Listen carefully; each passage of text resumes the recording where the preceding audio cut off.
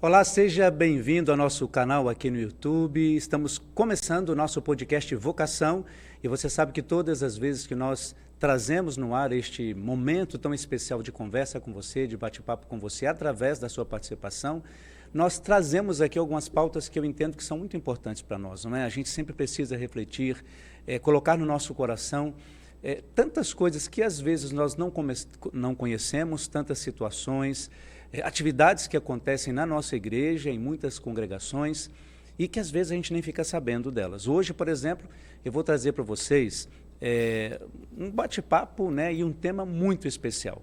E esse tema muito especial trata-se de, mais uma vez, de um projeto social que visa resgatar a humanidade das pessoas, de maneira muito especial, aqueles que estão morando nas nossas ruas, aqueles que estão aí com uma necessidade muito maior e precisam, né, perceber o quanto elas são importantes também e têm o seu valor na sociedade. Então eu trago para a gente bater um papo aqui a irmã Sônia Maria de Lima Santos. Ela é coordenadora do projeto Micro da Caridade. Boa tarde, irmã, tudo bem? Como está? Boa tarde, padre. Tudo bem, graças a Deus. Olha, primeiro eu quero te agradecer, viu, por esse seu sim em participar conosco e falar desse projeto que a gente entende que é um projeto belíssimo, né, de resgatar a pessoa, né, resgatar a humanidade e a dignidade, melhor dizendo, da pessoa. Então, muito bem-vinda mesmo a este nosso bate-papo aqui, tá bom? Obrigada.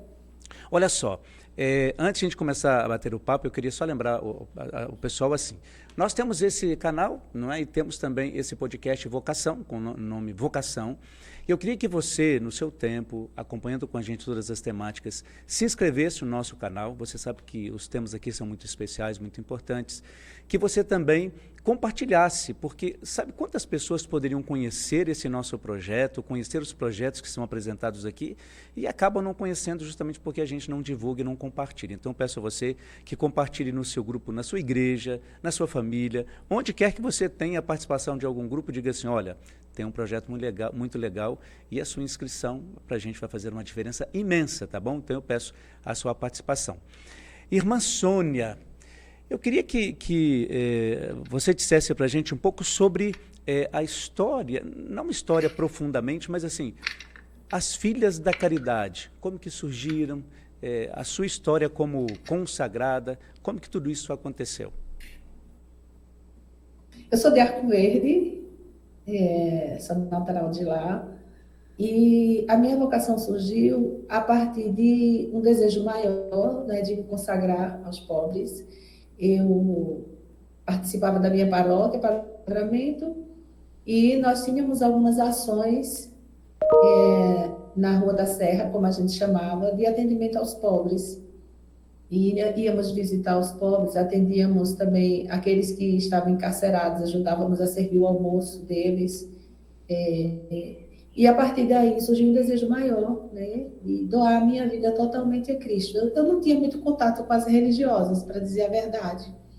Elas eram da paróquia, mas eu não tinha muito contato com elas. Uhum. E a partir daí atendia um pedido de uma irmã Roseli, para ir participar de um encontro aberto, porque eu já vivia na paróquia, já tinha trabalhos sociais, Sim. e aí eu fui, e esse foi o primeiro encontro, e já saí bastante querida, assim como se São Vicente já dissesse assim, São Vicente já tinha te laçado ali, já eu tinha. te quero, né? Ele olhou assim para mim naquele primeiro encontro, e eu fui no segundo encontro, e no segundo encontro eu já retornei para casa totalmente decidida. Cheguei em casa, falei com a minha mãe, e eu tinha perdido um irmão mais velho há pouco tempo no Ah, é? acidente, Puxa. e eu senti uma dificuldade muito grande de dizer para minha mãe que eu ia sair de casa para ir ser religiosa, mas tive coragem. Minha mãe, uma santa mulher, uma mulher de muita oração, e na mesma hora ela disse: siga seu caminho, minha filha, não se preocupe comigo, Deus vai me dar força, tudo vai ficar bem. E Nossa, Ele que vai fazer difícil. por mim melhor do que você está fazendo agora. E a partir daí eu criei coragem e entrei. Foram apenas 2 encontros suficientes, né, para entrar em contato com as irmãs e dizer, olha, Mas é isso que eu quero para olha, minha mas quando vida. se trata de consagração, a gente não precisa de muito tempo mesmo, não é? Pois É aquilo que eu é. disse, Deus laça e a gente vai entregando, vai colocando a vida a serviço e como disse, seja o que Ele quiser, como você está aí hoje, né? Na congregação, né? Exato. E a filha, 35 anos já. e a congregação Filha de Caridade, para a pessoa que está nos acompanhando, como que surgiu, né? Esta congregação, de onde veio? Ela surgiu em 1633 na França, a origem é francesa, fundada por São Vicente e Santa Luísa, que estava lá junto dele, não é? Visitando os pobres, visitando as confrarias, né? E surgiu numa época muito difícil na França, porque a França estava em guerra, Uhum, e naquele período, por causa da guerra, as religiosas todas tinham que ser enclausuradas, era a ordem do bispo para evitar abusos. sim. E São Vicente, ele foi um homem assim de muita coragem quando solicitou jovens que dispostas a irem servir os pobres na rua, né? E aí foi quando ele fez esse convite e começaram a apresentar-se jovens, a primeira, a Margarida Nazô, que nós chamamos de a primeira filha da caridade. Uhum, Então a missão delas, desses jovens, era ir às ruas, cuidar dos feridos da guerra, acolher as crianças que eram abandonadas na rua por causa da guerra, era uma pobreza imensa, mulheres que eram abusadas, abandonadas nas ruas, e as irmãs, que naquela época não eram irmãs, jovens, começaram a recolher essas pessoas e a cuidar, inclusive teve um surto de peste, né? E eram muitas pessoas que morriam, inclusive uhum. Margarida Nazô, a nossa primeira, ela faleceu também de peste, porque não tinha mais onde colocar doentes, ela colocou na sua própria cama e acabou contraindo a peste. Então, nós surgimos justamente no período de sofrimento, né? E foi aí que surgiu o nosso carisma, né? Sim. Mais jovens foram se apresentando e o padre Vicente encaminhava essas jovens para a Luísa de Marilac e ela ia orientando as jovens. Uhum. E a partir daí surgiu o nosso carisma, né? Servir Jesus Cristo na pessoa dos pobres. Como carisma, ele sempre surge a partir de uma grande necessidade, né? Exato. É justamente uma resposta a um sofrimento, a uma ferida naquele período da Uhum. humanidade. E foi assim que nós surgimos. Sabe o que eu fico pensando? Parece-me que quanto mais o desafio acontece, mais pessoas se dispõem a fazer ou participar daquele desafio, Verdade. né? E é bonito essa história, né? Bonita essa história, porque numa situação tão difícil, aparecem pessoas, voluntárias ou não, a gente entende como consagração, né? Como o momento em que ela se encontra com Deus ali, para ajudar outras pessoas que precisam. Então, isso é fantástico. A nossa congregação também, ela surgiu num momento assim, bem, bem difícil, mas no nosso caso, principalmente em relação à devoção ao coração de Jesus, né? Então, também teve a mesma, mais ou menos a mesma característica. Agora, irmã Sônia, vocês estão de frente a um projeto que eu achei assim muitíssimo interessante, que chama Micro da Caridade. É isso mesmo, não é? Sim, E esse projeto, ele nasceu quando esse projeto, quando que surgiu e o que é isso? Como é que a gente pode explicar para as pessoas isso? padre, é incrível, mas esse projeto, ele tem um início muito parecido com a nossa história. Ah, é? Muito parecido. Justamente porque ele surgiu, a ideia surgiu em plena pandemia, Oh, onde os pobres estavam na rua, passando muita fome. à Os mercê, né? restaurantes, todos os restaurantes que serviam comida foram fechados, eram obrigados. Todo mundo tinha medo, era uma doença desconhecida. E eu lembro que nós comentávamos na comunidade, também trancados, até para ir trabalhar, todo mundo tinha que ter uma declaração que estava indo para o trabalho. E eu lembro que um dia, conversando com a minha provincial, inquieta, aquilo inquietava o meu coração, era um desespero. Eu via os pobres passar aqui na rua, a gente não podia, a gente já dava alimento para eles, a gente já Sim. tinha um restaurante aqui. E até o nosso restaurante teve que ser fechado, né? A gente tem um refeitório onde nós damos diariamente comida para eles. Uhum. E eu dizia, meu Deus, a gente fez, nós também fechamos o restaurante deles. E como é que eles vão ficar? Então, eu disse para a irmã Patrícia, minha visitadora, a irmã Patrícia, a gente reza tanto, estamos rezando tanto por toda essa situação, mas o que a gente pode fazer de concreto? E Sim. aí ela disse assim, não sei, não podemos ir para a rua porque não pode sair. E aí ela conversou com a nossa conselheira geral, que fica na França, na nossa casa-mãe. Contou a situação e falou da nossa inquietação, vontade de ir para a rua.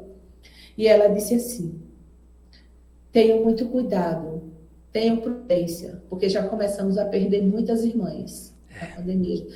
Estávamos perdendo muitas irmãs, inclusive nossa província de Fortaleza já tinham morrido várias. Nossa. E ela disse: olha, irmãs, tenham cuidado, prudência, mas não esqueça que São Vicente botou as irmãs no campo de guerra para ir servir os doentes. Exato. E vocês se cuidem, mas vão até eles, levem comida para eles, vão para a rua. E aí nos protegemos, colocamos aqueles capacetes, Todos os cuidados, né? máscara, meu Deus, a gente parecia um astronauta. E começamos a encher os carros de comida, de marmita. 3 carros a gente enchia, as irmãs, cada uma pegava um carro, e a gente começou a sair até escondido de algumas irmãs aqui que tinham muito medo de contrair a doença, as idosas, e a gente começou a sair à noite, pelas ruas, não tinha ninguém levando comida ainda, eles avançavam em cima dos carros. Nossa. Até que um dia fomos paradas pela polícia. Os carros de polícia nos abordaram e disseram que nós estávamos causando tumulto na rua. E naquele período não podia ter tumulto, né? Não podia juntar muita gente. Nossa. E aí nós dissemos: estamos trazendo comida para eles. Nós não podemos deixar de trazer comida. E aí eles ficaram assim, recuaram um pouco, né? Pedimos para eles fazerem fila, saírem um pouco assim perto da gente, manter distância para que a polícia não proibisse a gente de levar comida. Uhum. E assim aconteceu. Saíamos perambulando pelas ruas, procurando aqueles lugares mais escondidinhos que a gente já conhece, já sabe que eles ficam. Claro. E a gente ia levar comida, levar lençol para eles se cobrirem. E aí, a partir daí, começamos a sentir um outro apelo forte. Um apelo sempre traz outro, né?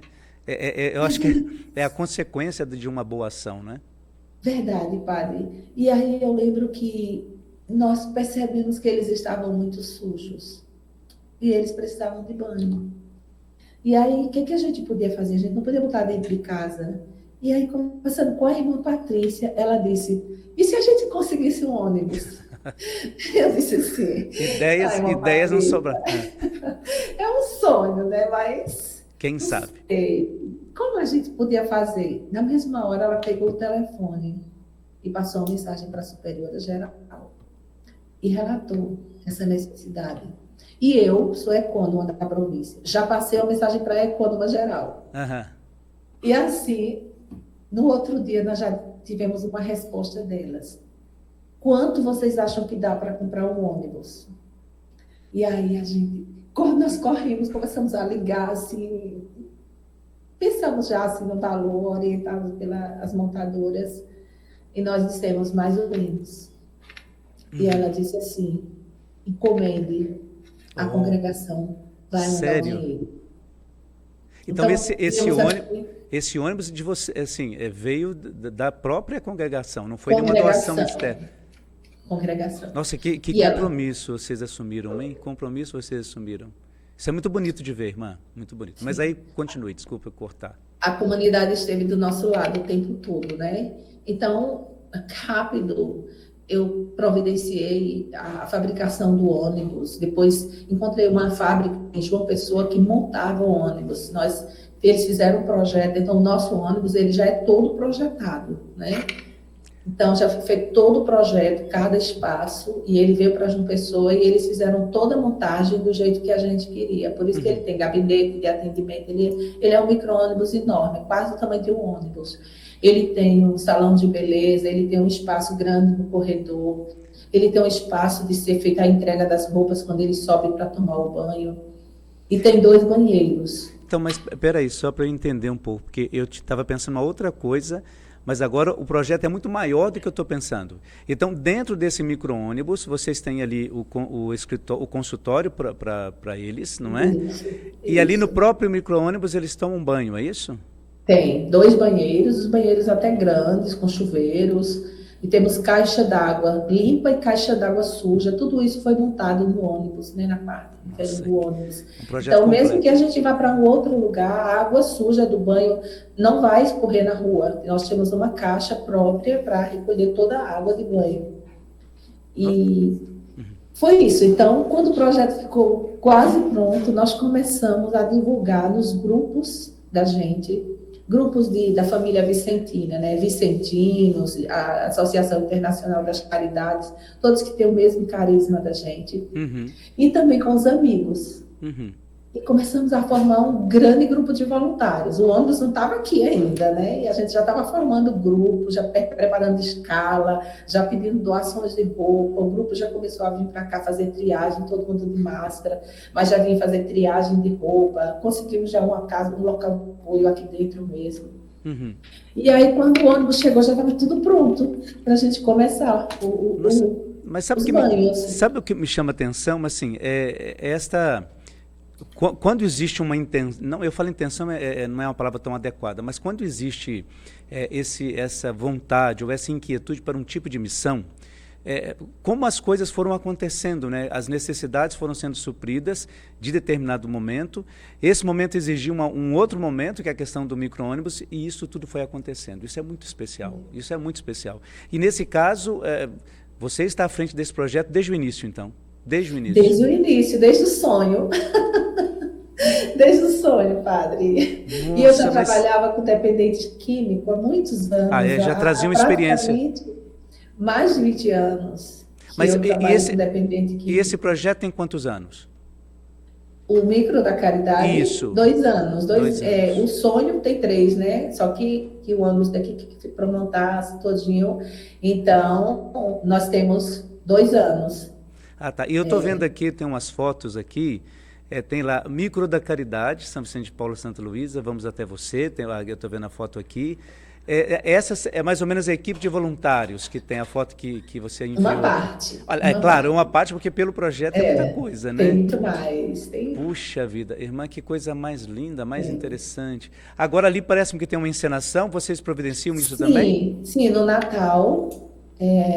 Nós estamos de máscara ainda, porque a pandemia ainda estava, tem algumas pessoas ainda de máscara, outras já se arriscavam. Sim.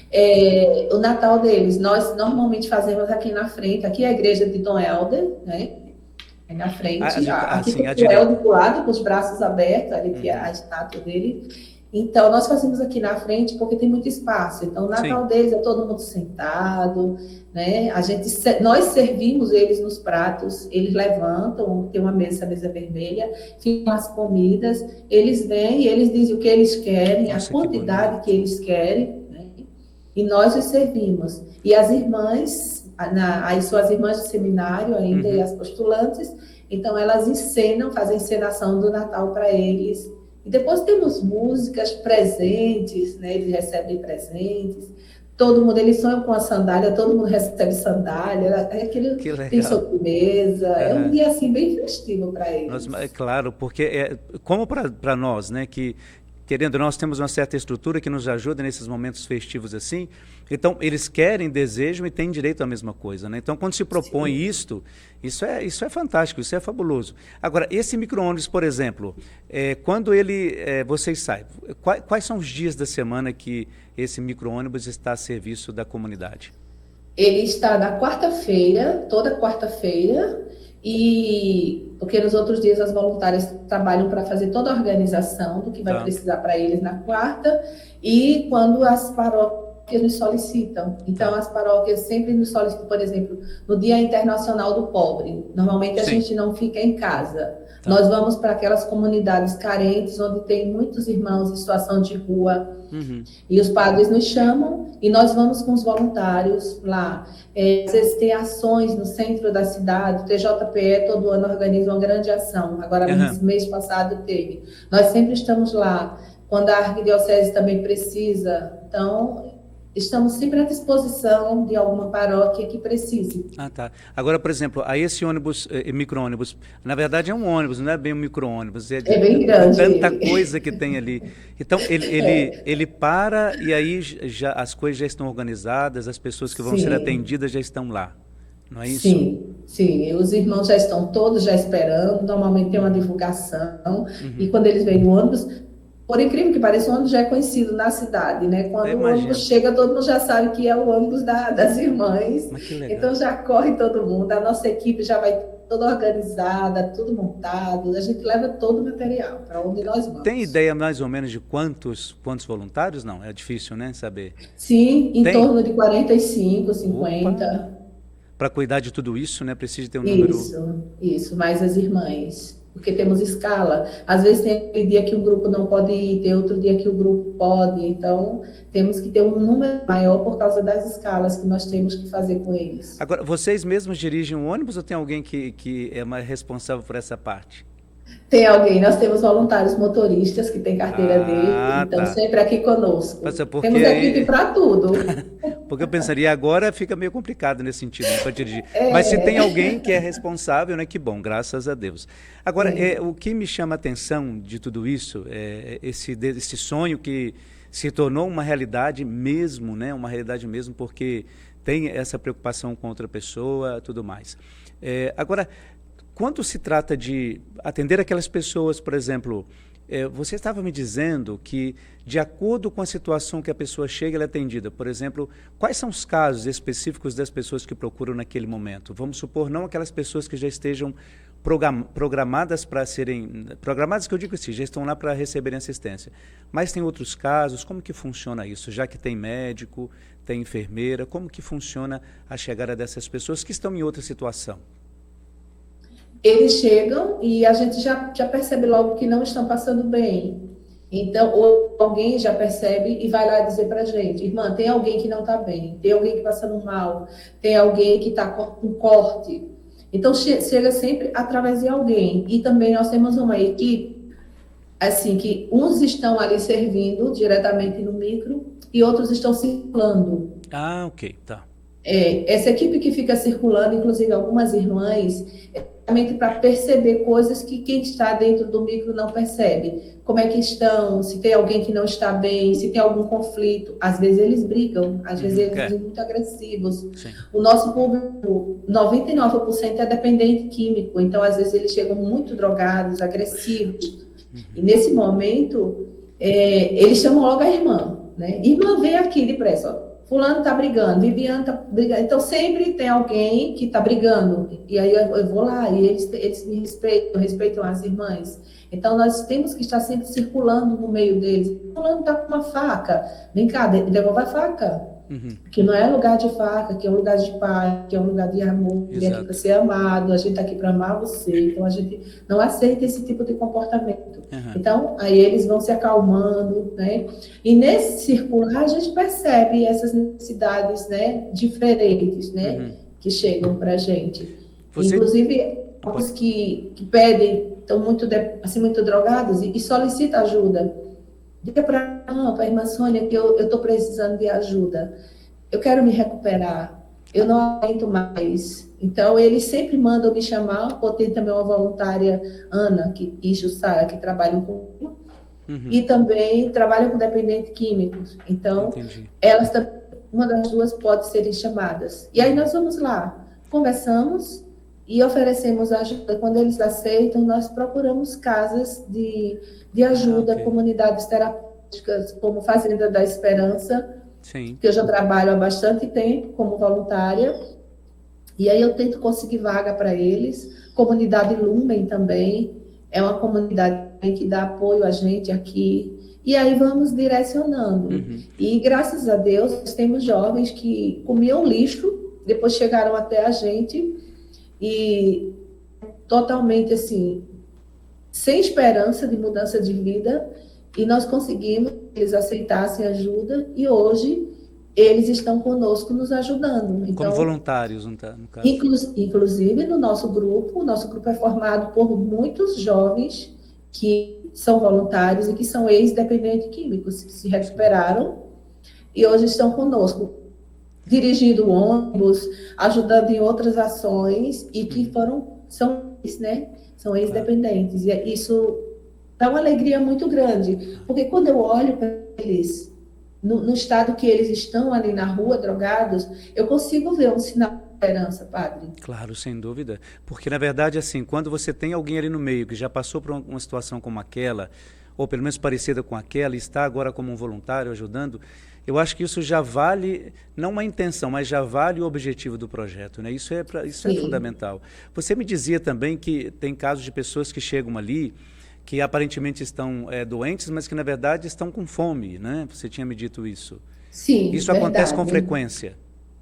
Sim, porque às vezes essa refeição que eles recebem aqui, muitas vezes é a primeira refeição do dia. Aí você diz assim, mas no centro da cidade tem restaurante e tem mesmo Uhum, que dá comida para eles. uhum.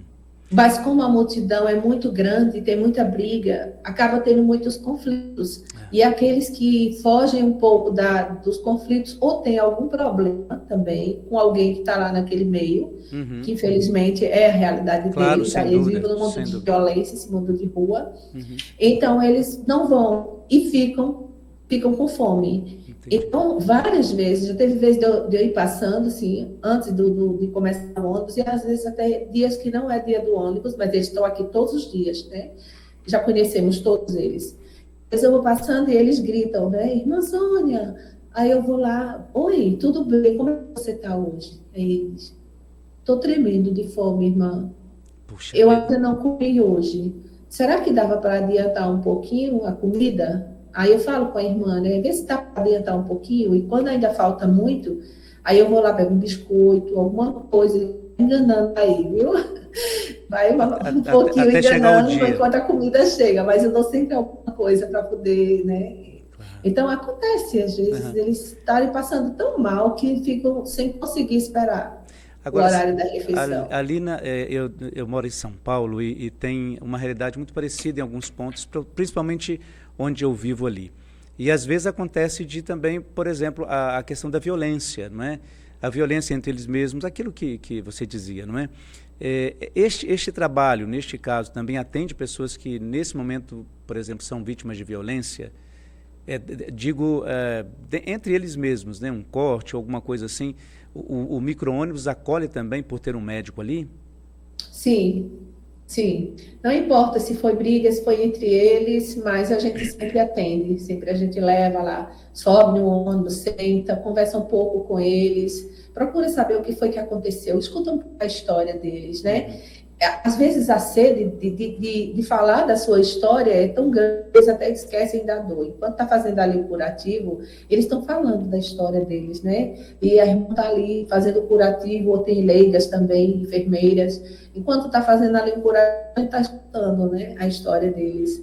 E sempre histórias assim de muito sofrimento, de muita violência. E eles acabam praticando violência também, porque a violência gera violência, a gente sabe. É. Mas sim, nós acolhemos sim E, e e te- direcionamos quando é necessário para um atendimento de urgência, com certeza. Agora, uma coisa que para mim é importante, assim, são pessoas, só as pessoas de rua que são assistidas? Porque, assim, na verdade, são as que mais precisam e que naquele momento são as que mais estão necessitadas, obviamente. Mas tem algum outro caso de pessoas que não especificamente estejam na rua e são atendidas? São raros, mas vai acontecer sim. Já teve casos de pessoas que têm o seu barraquinho, mas não têm o que comer. É, E não tem água para tomar banho. Às vezes estão lá na favela aqui perto, apesar da gente morar no centro, mas tem algumas comunidades bem carentes. E tem os coelhos, tem o Joana Bezerra, como a gente chama, então são sim. favelas, Uhum. são comunidades bem de risco mesmo. Então, às vezes eles moram lá, mas não tem água para tomar banho e a comida. E quando ele vem, já sabe que tem o banho e tem a comida. Então vem. Mas o nosso público, É da rua. 95% é rua, é Agora, situação de dessas rua. pessoas, sabe uma curiosidade da minha parte, assim, dessas pessoas que são atendidas, assim, das histórias que vocês conhecem, tem alguma em especial? Porque, claro, que toda a história dessas pessoas que estão ali são histórias especiais porque, de alguma maneira, elas foram parar ali, não é? Na rua, alguns por conflitos em casa, outros por conflitos pessoais, outros por doença. Mas tem algum caso, alguma história que chamou a sua atenção e que você disse, olha, esse caso aqui precisa de atenção especial, ou simplesmente para ouvir a pessoa? Tem alguma história diferente das outras?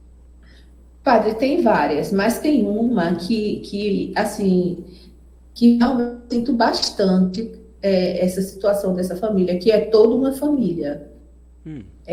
A mãe é dependente, o pai é dependente e todos os filhos praticamente são dependentes. Então, apenas um dos filhos nós encaminhamos para a fazenda, que aceitou, Sim. E ele se recuperou. Ele foi com 15 anos, ele ficou quase 2 anos na fazenda, depois ele retornou, e depois que voltou fez um curso, e hoje ele tem o meio dele de sobrevivência, sem precisar de entrar novamente naquela vida errada. Mas o resto da família toda, então, realmente para mim é um caso especial, porque eu vejo as meninas, adolescentes à frente, né? Elas estão sempre aqui e dão bastante trabalho. Eu imagino. As filhas, né? Vêm bastante agressivas, bastante julgadas. E me dá uma dor, padre, tão grande, porque eu quero fazer alguma coisa para a família, mas eu não consigo, porque elas não aceitam essa mudança de vida, sofrem, às vezes pedem ajuda, mas depois desistem. Principalmente duas adolescentes, são filhos desse casal que frequentemente está aqui na nossa porta também. Essas meninas são jovens, são meninas lindas, mas que já estão totalmente assim, contaminadas pelo mundo, né? Por essa maldade do mundo, assim, de drogadição. Entendi. Então, agora, sabe, são histórias... Custa demais. Claro. Essas duas meninas têm demais comigo, porque eu amo essas meninas. A gente conheceu desde pequenininha. A gente não conheceu depois de grande. A gente viu essas meninas quase nascer na nossa porta. E elas cresceram e hoje são adolescentes. E vê-las hoje na droga, na prostituição. E vocês têm um sentimento assim delas e você não poder fazer nada, porque elas não acreditam. É aquela questão, né? A gente quer ajudar, quer fazer a nossa parte, que é isso que a gente é chamado, principalmente dentro de um projeto como esse aí, né? Um projeto belíssimo.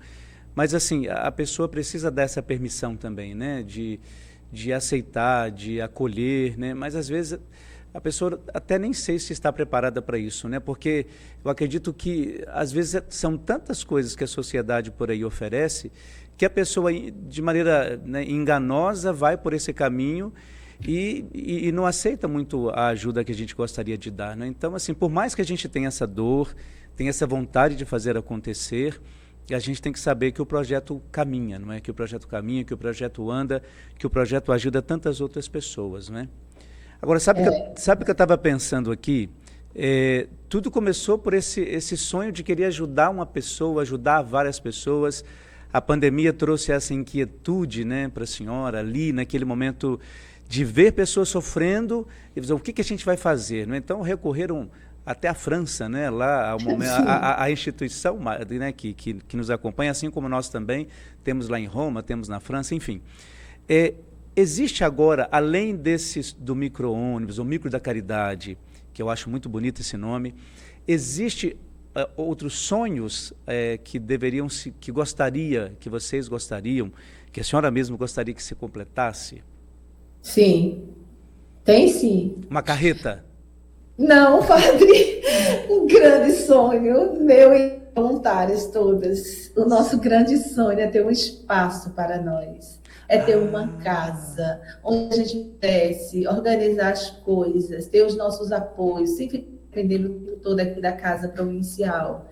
É um espaço onde, quando chegasse alguém, a gente pudesse ir sentar com ele, conversar, acolher. Um espaço para as voluntárias também, que passam o dia inteiro aqui trabalhando. Elas chegam de manhã, às vezes saem 6h30 da noite, né? Deixam suas casas, suas famílias.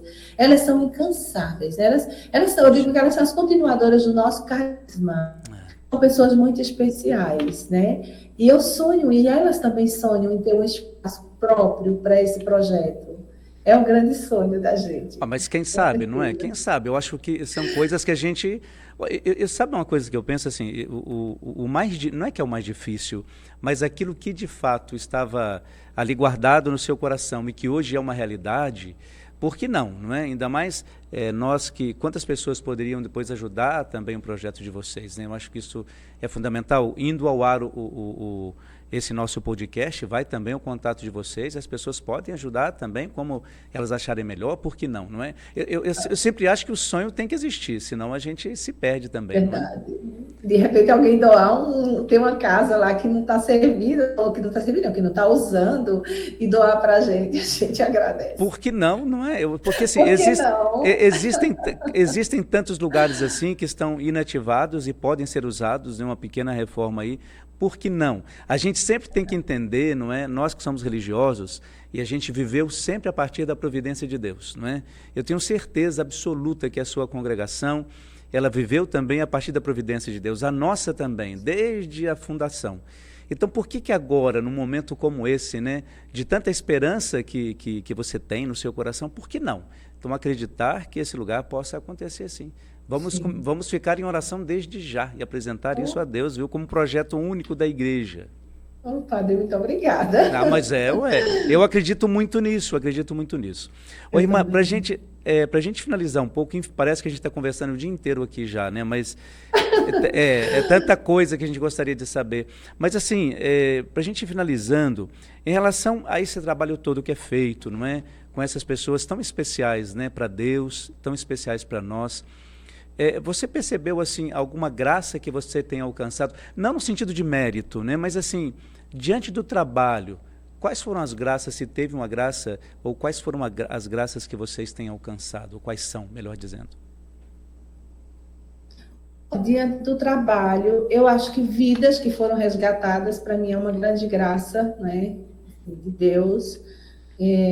Outra graça, tantas pessoas terem sido, assim, se dispuseram a vir para cá, a fazer parte desse projeto, a abraçar esse projeto que já não é mais das irmãs, né? E é nosso, né? E elas abraçam elas e eles abraçam com muito amor. Formar essa grande rede de caridade, né? Como tem sido formado com nossos voluntários. Eu acho que isso é uma grande graça, sabe? E uma coisa também que eu acho que o projeto ajudou bastante a essas pessoas que vieram, se colocaram à disposição da gente para trabalhar com eles, passar a vê-los de uma forma diferente. Porque o morador de rua, ele assusta muitas vezes, as pessoas passam. Eu até nem gosto quando chamam eles de os invisíveis da sociedade. Eles não são invisíveis. Muitas vezes as pessoas passam, mas não querem ver, olham e não veem.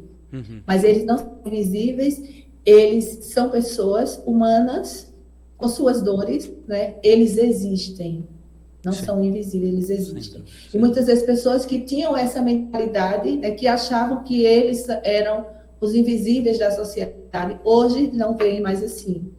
Se aproximam deles, conversam com eles, se tornam assim amigos deles, né? Escutam suas dores, se sensibilizam com suas dores, já não têm medo deles. Se aproximam deles, são reconhecidos por eles. Padre, a coisa mais maravilhosa que eu acho é quando eu encontro um irmão em situação de rua na cidade, seja onde for, e ele se aproxima de mim e diz, irmã Sônia, chama pelo meu nome, eu me chamo de mãe, muitos mãe, né? Muitos. E eu os conheço, a maioria pelo nome, né? E eles ficam felizes de falar comigo na frente de todas as pessoas. Várias vezes eles dizem assim, quando eu chamo pelo nome, a senhora sabe o meu nome, né? E eles sentem a alegria de dizer, olha, a irmã é minha amiga, né? Ela me conhece, né? Ela me conhece. Ela me conhece, ela sabe o meu nome, né?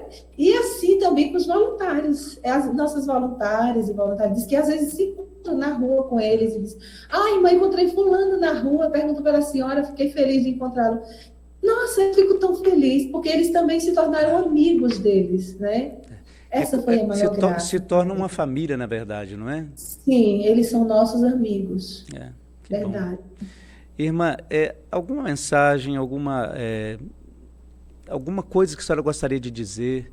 Está pronto aí. A senhora pode dizer aquilo que o seu coração te permitir nesse momento, antes de a gente finalizar o nosso podcast, o nosso bate-papo. Que mais pessoas abracem, não é? Essa causa, que mais pessoas se aproximem deles. Quanto mais você se afasta, mais você tem medo. Quando você se aproxima, você perde o medo. você percebe que embaixo de toda aquela violência que às vezes eles praticam, existem pessoas frágeis, pessoas sofridas e que precisam do seu amor, né? Então, que mais pessoas formem também outras redes, mais redes de caridade semelhante a essa que estamos formando. Ainda não é o que será no futuro, eu acredito, não é? Mas que mais pessoas tenham, né? Essas inspirações. E quando sonhar, também lutem, vão atrás, coloquem em prática, porque nós sonhamos com esse projeto, com esse micro-ônibus, e foi uma coisa assim, de repente, Deus nos inspirou, nós rezamos e nós conseguimos, né? Então, que outras pessoas tenham esses sonhos também, mas que vão em busca, né, de realizar esse sonho. E formem essa rede de caridade, que essa rede possa se estender. Né? Como tem um filme que chama-se Corrente do Bem, então que essa corrente do bem possa se estender, né? Para que minimize um pouco essa situação, essa realidade que nós estamos vivendo hoje. Entendi. De pobreza, de miséria, de drogadição. É isso, Padre. Nossa, irmã Sônia, que papo legal, assim, que coisas importantes que a gente, né, pôde ouvir, pôde perceber, pôde sentir.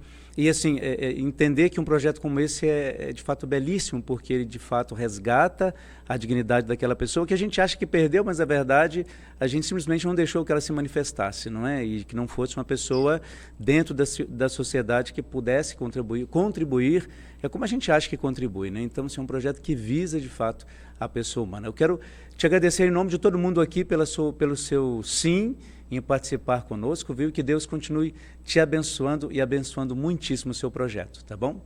Amém, Padre, amém. Muito obrigada. Imagina. E olha, você que acompanhou até agora, a gente tem, né, estamos finalizando o nosso bate-papo aqui, o nosso podcast Vocação, e eu te encontro no nosso próximo encontro. Um grande abraço e que Deus te abençoe.